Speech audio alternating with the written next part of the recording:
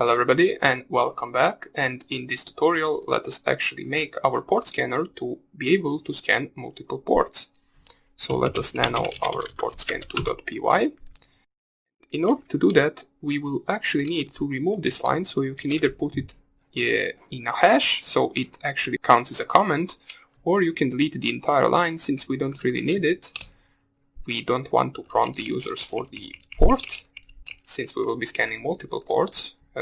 And if you want to, you can actually scan all 65,000 ports, but for now on we will just want to scan first 100 ports, and we can do that with adding right here.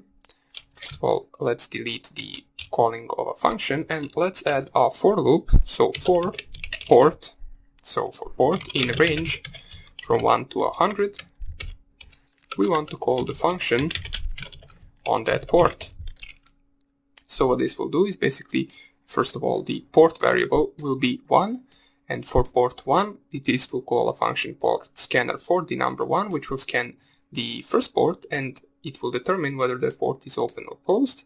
Then the port variable will increase by 1 and then it will scan the port number 2, and so on until it reaches 100 ports. So you can specify more ports right here, but for now on let us just try to scan first 100 ports. I will be scanning my laptop, so let us run this.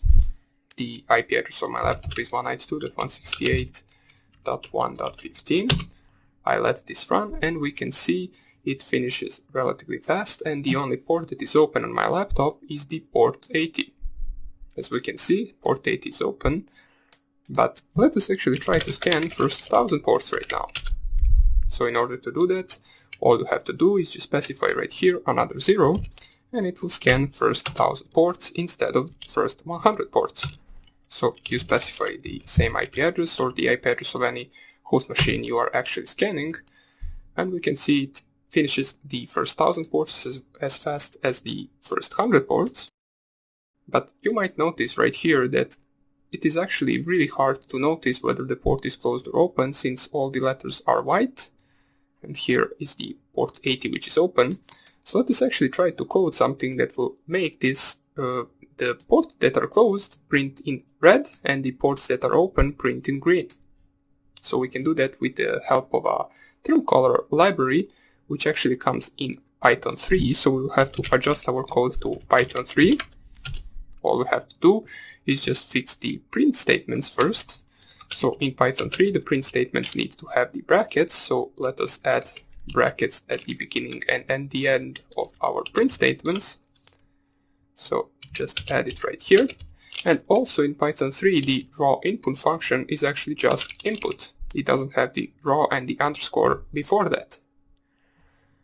So right now, in order to actually color the print statements, we need to import the library. So for term color, import colored, and we need to call the colored function in our print statements, which we can do right here. So colored, open the brackets, then after the port specify comma, and then there we want to print the closed ports in red, and then add one bracket at the end.